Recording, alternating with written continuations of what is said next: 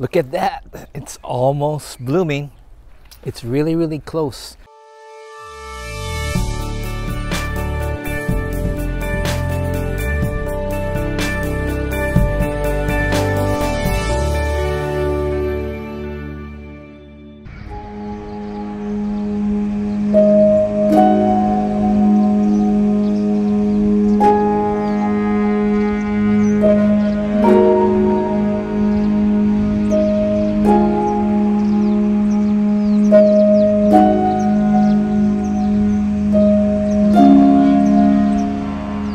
So here we are coming down Cherry Blossom Lane here in Kyoto Nabe.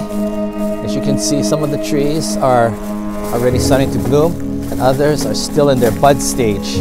But it's just at the cusp. We're almost there. All the cherry blossoms are all just set to go. Just a matter of time. You know, 2, maybe 3 days here. That's when this whole place lights up. Now, the problem is if it gets cold and it rains, then people really won't come out and sit under the cherry blossoms. Maybe they'll come and take a look at it, but it's really, really difficult if it starts to rain.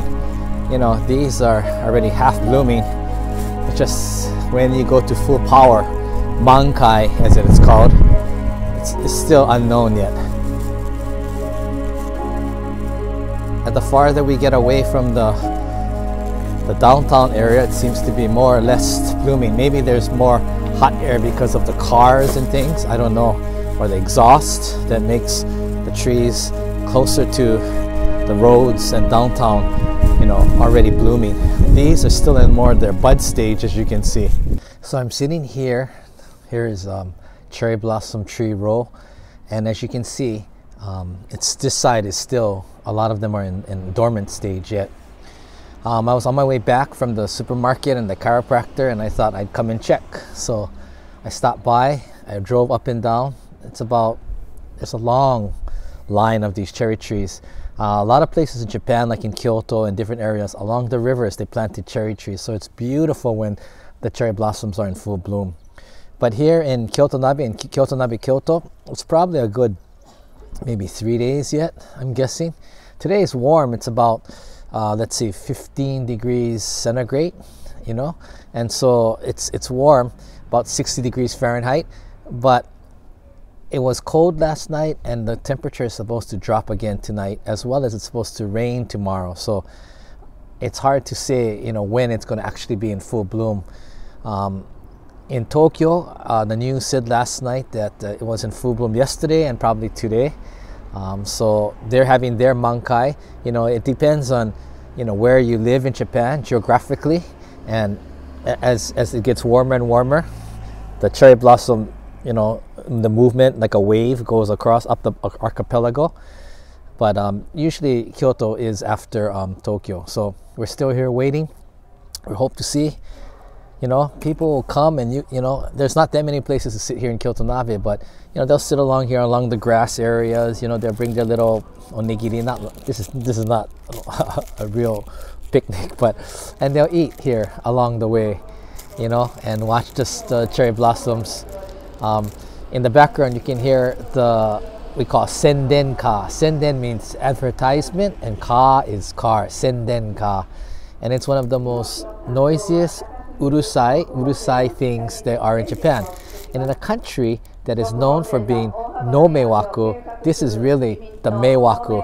And so you have Mr. Okajima here, who is in his little car driving around, making a lot of noise, and you can probably see him. You're gonna see him coming along the way. There he is. That is called a senden car, where it's advertising or campaigning for the politicians. また京田辺の皆さんや京都府には北陸新幹線を南回りで導入しようというこういうことが知事市長で進められております。 And sometimes on Sunday morning at like 8 o'clock, they'll come through with blasting speakers. It's like one of the biggest meiwaku, bother things there are in Japan. And yet, for whatever reason, this is one of those Japan paradoxes. In a country that is their DNA is not to bother or meiwaku with other people, that senden car is like one of the most meiwaku things I've ever seen in the world. Especially early in the morning, all day long. You don't see that in the United States. And if I were voting and whoever was that noisy, I would definitely not vote for them. But when I talked to the Japanese and I asked, what do you folks think about that senden ka? And most of them just said, shoganai, like, can't do anything about it, so that's just the way it is. And I said, don't you want to tell the government or somebody to do a different style of campaigning? But no one has thought that deeply about it. I guess it's always kind of been this way, so people just accept that that's the way it is, shoganai.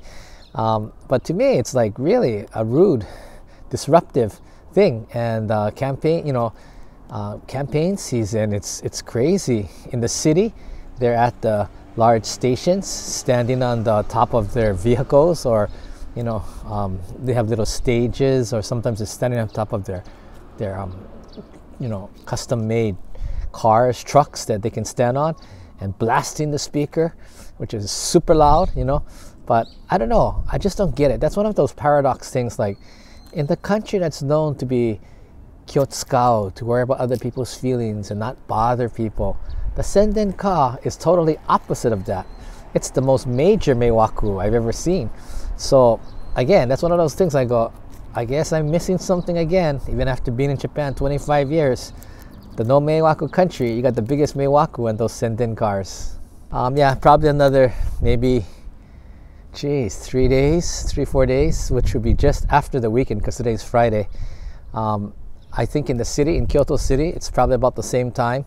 But the problem is rain. If it rains, then it changes the whole game, and people can't go out and sit underneath the cherry blossom, trees to do their ohanami viewing, or sometimes it's an excuse for a party or a get together. But you can't do that when it's raining, and it's no fun, right? Places like Ueno Park in Tokyo and other places, I don't know how many millions of people go there, but they do, and the whole place is just people, loud karaoke machines, people drunk making big noise. It's not really spiritual or romantic. But a place like out here in the country, it's still very quiet. People are not disturbing the peace much, and there's not that many people who come out this far to see it, because different town areas, they all have their own viewing spots, or closer to their town. So Kyoto Nabe will only get the Kyoto Nabe people. People won't come out. And again, this is a small area compared to some of the other places that are really, really beautiful. So in that case, I like it out here in the country, just to see for myself, walk around, take a few photos, just see it. It is one of my favorite times of the year, and I hope all of you get to see it sometime. Put it on your bucket list. But again, it's the hit or miss thing, right? You could plan for it, and then you could totally miss it if it gets too cold or too warm. You just never know. So here I'm having one of those little onigiris and my diet Pepsi. Pepsi has not broken through in Japan very much. You don't see them very much. It's always Coke. Coke dominates the market here in Japan. Anyway, so here I am doing the magical onigiri open. Whoever invented this, what a great idea. Sasuga, the Japanese. You open it that way, and then you pull, I think, and there you have it. The nori is still fresh and crisp, and it goes around the rice like this, and there you have it. Crispy nori. Oh, good.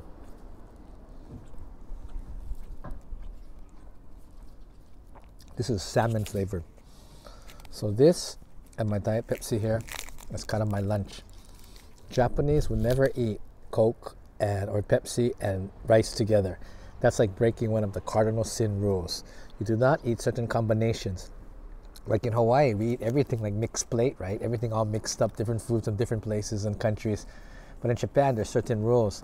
They're not as strict as they used to be, but still, rice and Coca-Cola or Pepsi do not go together. Boo. Milk and rice, boo. It has to be like tea. And that's one of the rules of the Japanese eating aesthetics, I guess, or the rules of eating. and I break all the rules all the time. But or like in the morning, like rice and orange juice. Oh man, that would make Japanese go crazy. You know, but in Hawaii again, you know, just doesn't matter. All kind of mixed plate, mixed plate. Very peaceful out here in Kyoto Nabe. You know, in the country areas, I like the country. You know, when I was young, I didn't like it very much because, you know, being single and, you know, there's very few chances to meet people or, you know, check out the girls, I guess, because there are not many girls around, right?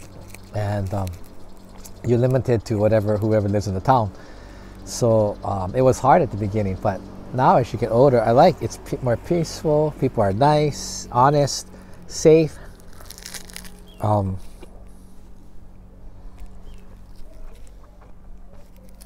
Everybody knows me in town, you know. I know the dry cleaning people, the post office people, the city hall people. For those of you who are like 50 and over, you know this show, the old American show, but for most of you, you probably wouldn't know Maybe RFD, but this is kind of like the Maybe RFD of Japan, you know, or like the Cheers bar saying, where everybody knows your name, you know, everybody knows me here. And the bicycle man, you know, I'm good friends with him. Every place I go, it's somebody that I, you know, or they remember me. So, yeah, the country's nice. Again, though, if you're single and you want to meet people or hang out with some young people, it's not very easy. And if you're looking for like to date, like, you know, whether you're female looking for you know, a male or vice versa to date, it's very, very difficult, you know. Then there's not that many people here, so, you know, you're limited to whoever lives here, as well as it's hard to meet people because it's not like a drinking, wild and crazy dancing place. It's very, you know, like regular people live here, you know, just life. So those of you who already found someone or a little bit older and want a more quiet pace of life, the country is fine. Now, if you don't speak Japanese, it can be trying at times, you know. Everybody's very helpful and nice, but, you know, things will take, you know, like 2 or 3 times the amount of time that it normally does if you don't speak Japanese. However, you speak some, and you live in the country of Japan, you get better. You have to. So if you want to learn Japanese, or you have the motivation to try and speak, the country is the best place for you to learn and to pick up Japanese, because, you know, people don't speak English. So there's no crutch, you know, no one enables you. You just have to do it. So, you know, for your Japanese, it's also a good idea to live out in the country. And, you know, as people say, you can see the real Japan, or how Japan used to be, you know, long ago. It's slower. It's more like the old Japan was maybe 20, 30 years ago. You know, that whole image of the real Japan. Well, you know, Kyoto Nabe is not as real as like other places, like outlying areas, like maybe in Kyushu or in Tohoku, or you know, maybe out in Shimane, the Sannin area, or of course Shikoku would be there too. That, you know, you get the real Japan of long ago, because although time has passed, you know, things just remain the same. It didn't really evolve. Whereas in the big cities, you know, you see major, you know, changes and things. That's why a lot of the young people leave the country areas to go where the excitement is, to go for university, to go where the jobs are, you know, or maybe they meet somebody at their university and they get married and that person is from the city, or, you know, they want to live in the city. So, yeah, that's the problem in Japan. Younger people are leaving the country, towns and cities, and so the smaller towns and countries are slowly, you know, declining and dying in that way. You see that in Hokkaido. You see that in many places out in there's that, there you hear it, right over there, Mr. Okajima doing the senden car, the thing that makes me crazy. It's loud, but not as loud as it can be. I think they toned it down, but it's still a disturbance and really rude to me. They're telling you when to vote, the voting is, and to vote for Mr. Okajima. I would never vote for Mr. Okajima if you drive that senden car around. Again, that's one of the paradoxes to me in Japan. In the no Meiwaku country, that's like the major Meiwaku.